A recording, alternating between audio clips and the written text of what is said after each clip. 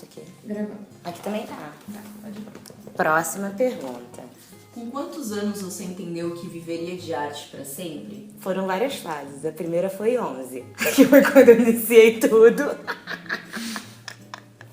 Ai, a segunda foi 16, a terceira foi 27, quando eu me formei. Gente, eu acho que eu sempre soube que eu ia viver de arte pra sempre, porque eu carrego uma frase que é: não existe plano B. Mas eu também tive uma base, uma estrutura que me mostrou e que me possibilitou sonhar e realizar isso. Eu sou uma história de exceção e por isso que eu tô fazendo de tudo pra viver de arte e mostrar que outras mulheres e meninas negras e homens negros e mulheres trans e crianças trans podem viver de arte, tá? Pela mesma possibilidade que eu tive de exceção, que eu quero que seja a regra. Eu nunca pensei em outra coisa. Quais são as suas inspirações e referências artísticas? Mas aí é como atriz ou como diretora? Responde os dois, né? Eu acho que eu vou dar referências brasileiras, que é melhor, né? Como atriz, tem uma atriz que eu amo muito, que eu admiro demais e por coincidência é minha amiga, que é assim, referência pra mim, que é a Noemi Oliveira. Eu adoro.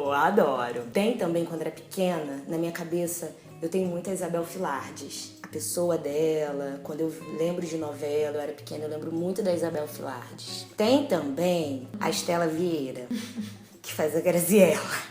Aí tem a Maria Guedes, que faz a Nicole. Tem a Fernanda Martiniano, que faz a Lola. Aí agora a gente começa a falar de atriz e diretora, que tem a Naruna, que é uma pessoa que eu admiro tanto como atriz, como diretora, como produtora e como empreendedora. A mulher faz tudo isso. A mulher é muito sagaz. Tem a Eva DuVernay, que eu amo. Tem a Shonda, que eu vou fundar o Shondanismo. E aí passamos para diretores. Tem Orlando Caldeira, que eu gosto. E cada vez mais eu, quando eu assisto as coisas que eu faço. Maravilhosa. O Romântica seria uma obra autobiográfica ou baseada em fatos reais? As duas coisas, né? A gente tá falando sobre tudo que a gente vive no dia a dia. O Românticas é uma ideia que surgiu da necessidade de me ver. E eu comecei a escrever uma série. E aí eu escrevi, eu falei, já que eu vou escrever pra mim, eu vou escrever pra outras também. Porque eu fiquei cansada de ficar esperando ser chamada pra um perfil que não falavam que eu tinha o perfil. Que era da mocinha, que era da protagonista. Aí eu falei, então eu vou colocar essa série e vou escrever pra mim e vou ser o perfil que eu quero trabalhar, mas nunca me chamam. E vou escrever pra outras pretas também, que provavelmente não vão querer chamar, né? Porque a gente nunca sabe se um dia será protagonista. Então eu falei, vou botar protagonista. E elas, sou eu dividida em 5. Então sim, gente, eu não vou falar os episódios, alguns episódios saíram da minha cabeça. A maioria dos episódios foi o que já aconteceu comigo, e é claro que eu aumento, mas tem episódios específicos que são meus, que realmente aconteceu aquilo na minha vida. E vocês vão tentar adivinhar, tenta adivinhar aí nos comentários, porque tem gente que fala, quando eu conto pros meus amigos íntimos, isso aconteceu comigo, eles falam, não é possível, porque realmente são as situações mais diversas e mais extraordinárias. Então, as Românticas é a Priscila Maria dividida em 5 personagens. Ali tá muito da minha vida e tá muito do meu cotidiano. E é muito divertida a minha vida, né, gente? Porque vocês fazem parte dela.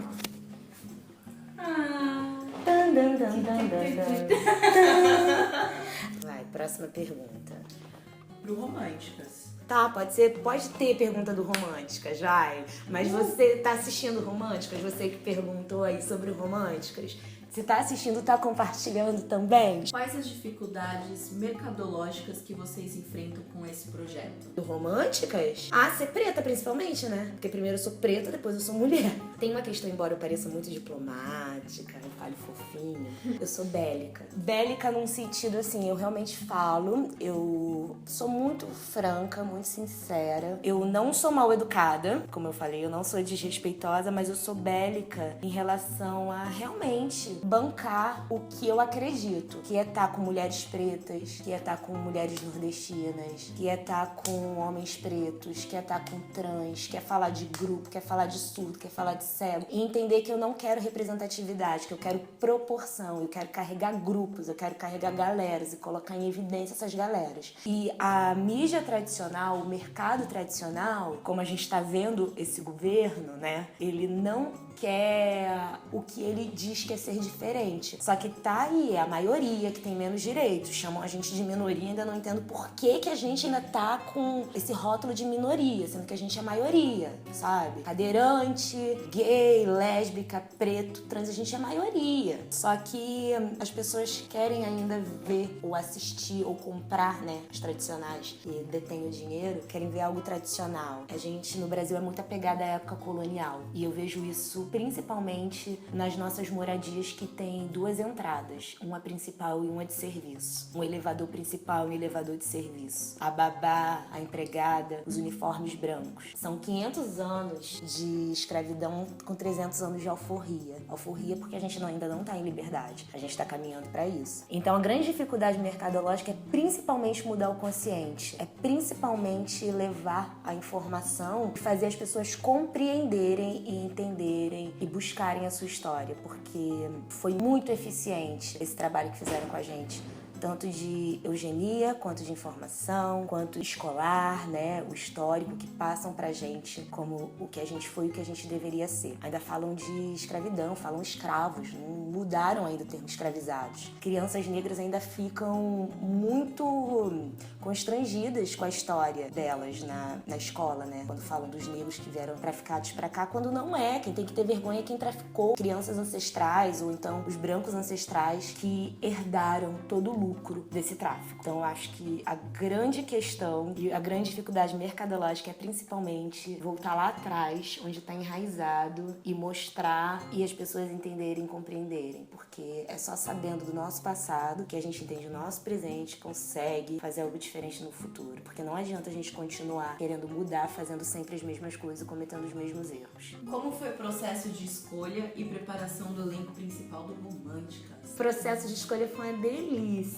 Pra escolher, né? Não pra conversar com elas. Porque como foi um trabalho sem cachê, eu tive muita dificuldade de chamar protagonistas pra trabalhar. Porque já é muito difícil trabalhar como atriz. Agora, como atriz negra, ainda falar, eu não tenho grana. Nossa, gente, foi muito complicado. Tanto que eu montei toda uma equipe. A primeira protagonista que eu chamei foi a Branca, né? Que faz a Adriana, que é a nossa protagonista lésbica. E depois eu fui chamando as atrizes negras. Uma foi indicação de uma atriz, a outra foi indicação de uma da equipe. Eu sentei pra conversar com cada uma. Nunca tomei tanto café na minha vida, porque eu conversei individualmente. Eu conversei sobre o projeto e, claro, stalkeei antes o Instagram, as redes sociais, pra ver o posicionamento. E aí a gente foi conversando e foi entendendo que a gente estava olhando pro mesmo lugar. E aí eu fui entendendo também o perfil de cada uma, porque no audiovisual é diferente do teatro. O teatro a gente tem um tempo de desconstrução e reconstrução de um personagem, de trabalho físico, de trabalho de transformação, de trabalho de corpo, né? Tem um trabalho de construção que no audiovisual a gente não tem tanto tempo. Eu entendi também a questão do perfil, o que encaixava também em cada personalidade, a questão de cores, de roupa, como vai pra câmera, como fotografa. E aí, conversando com elas, foi assim a escolha de cada protagonista. Mas foi muito difícil pra mim convidá-las por causa da minha cabeça, dessa questão da grana. Foi incrível, porque eu adoro trabalhar com todas. E a preparação no início foi difícil, porque eu entendo que cada uma tem um jeito. Na primeira leitura, eu tinha uma coisa na minha cabeça do que seria cada personagem. Mas aí, elas vieram e fizeram uma leitura e trouxeram informações muito preciosas do que elas são e de quem elas são. Na minha cabeça, a Lola era uma pessoa super atrapalhada, sabe? E a Fernanda, que faz a Lola, ela trouxe uma elegância, sabe? Uma finesse, uma diplomacia que eu acho incrível. Então ela é muito atrapalhada nas escolhas da vida, mas ao mesmo tempo ela é muito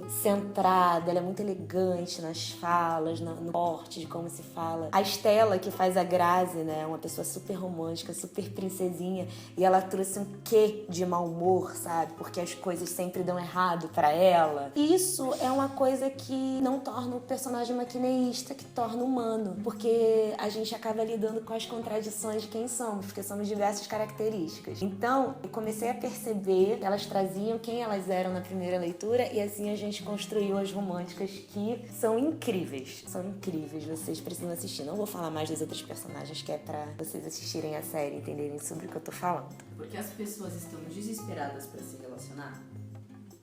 Eu acho que as pessoas sempre estiveram desesperadas para se relacionar, mas se relacionar afetivamente, né, ter uma relação, sempre colocaram pra gente que a gente precisa de uma metade da laranja, de uma tampa pra uma panela, de um chinelo velho pra um pé cansado, do par, de metade, quando na realidade a gente é inteiro. A gente precisa se relacionar mais com a gente. Eu vejo isso, eu tô falando isso me ouvindo, porque eu preciso escutar isso também. Eu acredito que seja toda essa informação que colocam em cima da gente, eu acho que não é hoje em dia. Minha mãe já era assim, da minha avó já era assim, da geração lá do dote que davam para casar com a mulher já era assim. Então sempre colocaram na gente essa necessidade de se relacionar com outra pessoa, porque senão a gente é sozinho, a gente é solitário, né? A gente não pode curtir a nossa companhia. Eu não acho que é de hoje em dia. Eu acho que desde sempre falaram que a gente precisava sempre do outro para validar quem a gente é. E a gente precisa tomar cuidado, porque às vezes quando a gente tá tentando se enxergar pelo olhar de outra pessoa, a gente não tá enxergando realmente os nossos olhos, a nossa caminhada. Por que pessoas que acreditam em amor livre sofrem pelas estruturas já conhecidas?